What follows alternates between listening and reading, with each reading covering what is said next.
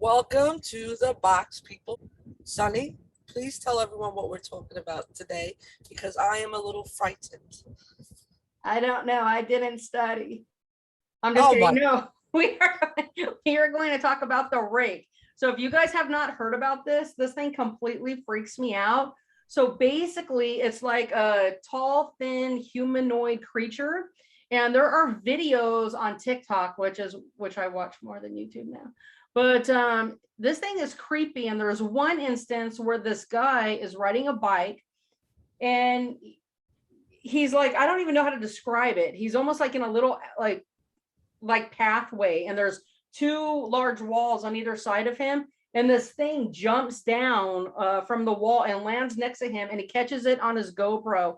This thing completely freaks me out, and if I was in that area and I'm claustrophobic, I think I would have had a heart attack right then and there. Tina, tell us what you know about it, because you're the one who actually turned us on to doing this podcast today for this one. well, we've talked about, we slightly brushed over skinwalkers and wendigos. So the difference between those, from what I understand, and the rake, like you said, the rake is about 6 feet tall. It's pale, humanoid. It runs on four legs. It's got dark eyes. The difference is that this thing can torment you in your nightmares. And It's very Freddy Krueger type thing, yeah, right? Like, I mean, if you think about it in terms like that, and I think most of us have grown up with the whole Freddy Krueger idea in our heads from the movies and everything. And so the thought of that, of being afraid to go to sleep because you know this thing is going to be there, I think that that's terrifying. which brings me to one of the stories I read, because this thing's the first time this thing was ever spoken about was in the 1600s.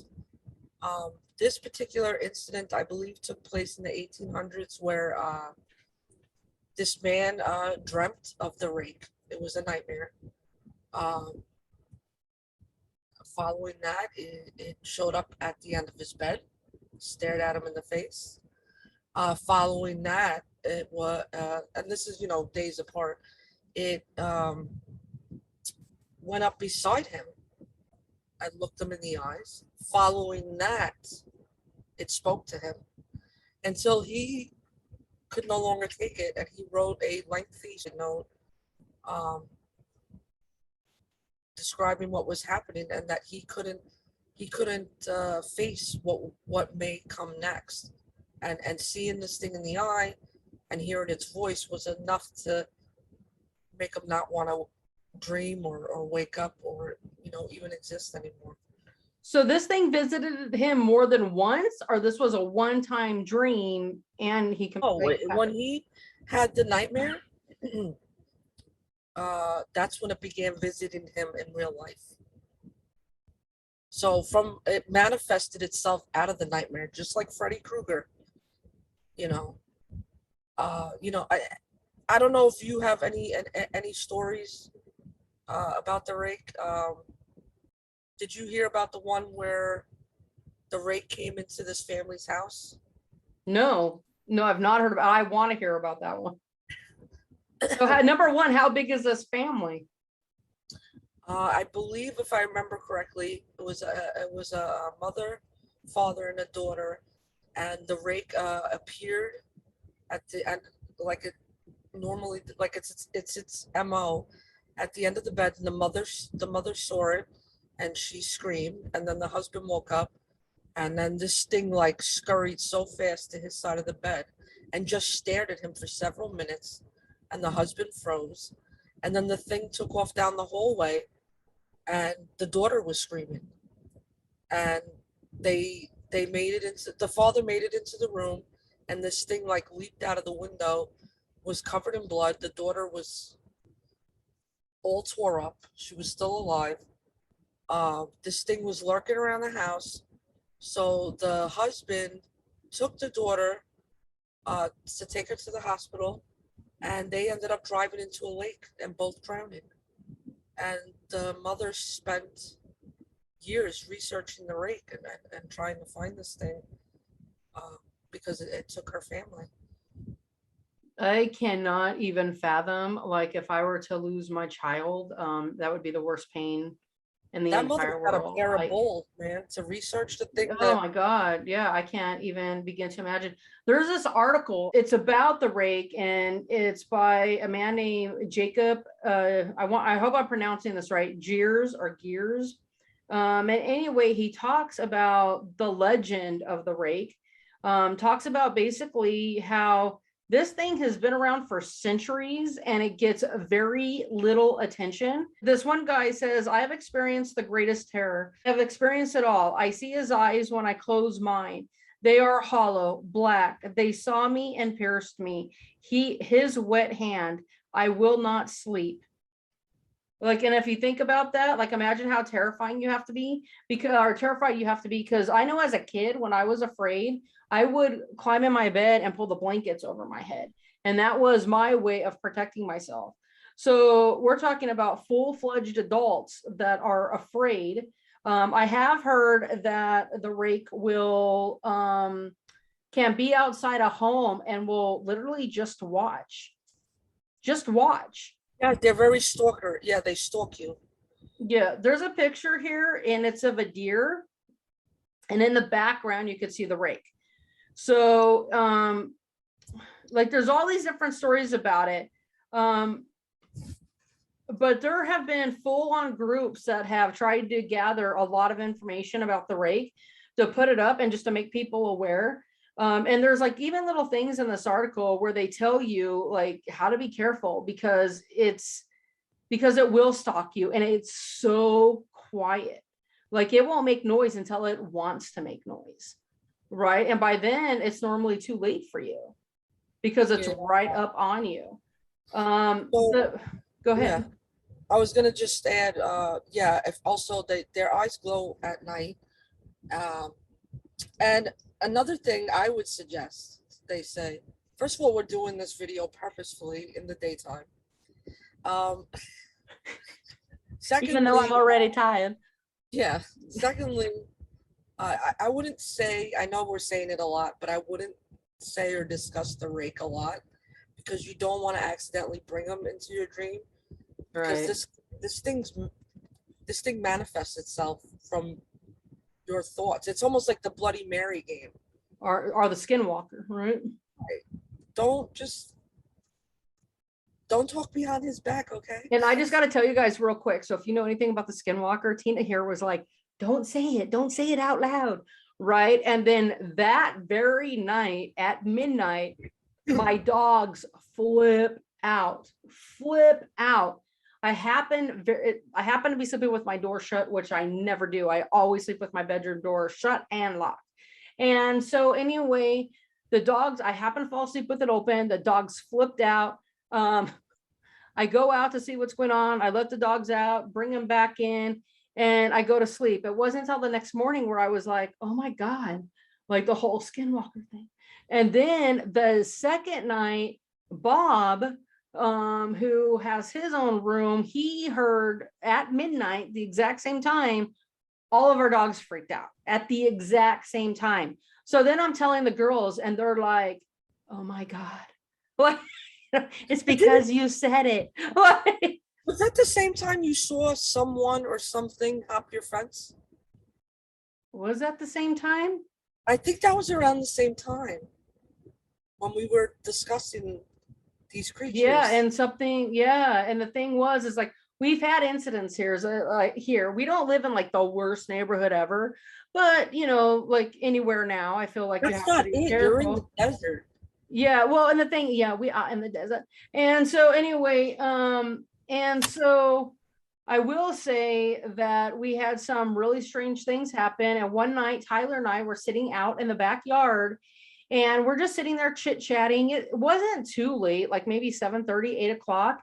And all of a sudden, our dogs went freaking ballistic. And we have 4 dogs, 2 little ones, 2 big ones. They went ballistic, went charging at this thing, and we were never able to figure out what it was. We looked, but we heard something hop the fence. And it like, and I'm telling you, for Tyler to jump up and be like, he's not goofing around. It was not, and he didn't even have that look to him, like, oh, it was so funny. But I do think the Skinwalker, look, I whisper it, the Skinwalker and the Rake, I feel like they're very similar in a lot of ways. I mean, do you think so at all? I think, yeah, I mean, there's differences. I think the Skinwalker doesn't go into your nightmares.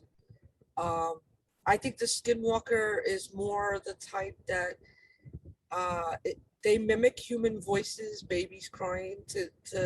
They're more like they try to entrap you. Um, where the Rake, like you said earlier, will stalk you. Right. It can enter your nightmare, and then it manifests before you know it. It's sitting at the end of your bed, staring at you. And to me, that's more frightening because a Skinwalker. I mean, you're in the woods. You hear someone screaming help. It's like I think we talked about this when that dude was in the field. I think it was like, Yeah, and he's like, help, like, but he's not moving. and It's like he's not very moving, he's completely still. And the fact that someone caught that, very exciting. Someone posted recently on TikTok. Did you see it? I think I sent it to you. no, I don't recall. They're driving in the car. Yes, I did see that. There's this thing. So this is on that article, but it said, I hid my head under the blanket and stayed as still as possible. I could see a faint silhouette through the fabric. It looked like a hairless dog with a warped body with long distorted arms. The creature walked across the floor and crawled out of sight. I could only assume that it had gone up the steps. I didn't sleep at all. I held still and refused to allow myself to move until dawn. My mother had come down the steps confused and a bit aggravated. She had asked me to come upstairs and look at the wall. The walls had been covered with long scratches. The distance between the marks was large. The hand must have been at least 6 inches wide. We moved within the following weeks, and it wasn't until 4 years ago that I heard of the Rake. Here's Yeah, I another don't. one. Here, I just have to share it because I woke up at 3 a.m. to the feeling of something watching me. I felt extremely uneasy. I rolled over to look around the room and my eyes locked onto something standing beside my mom.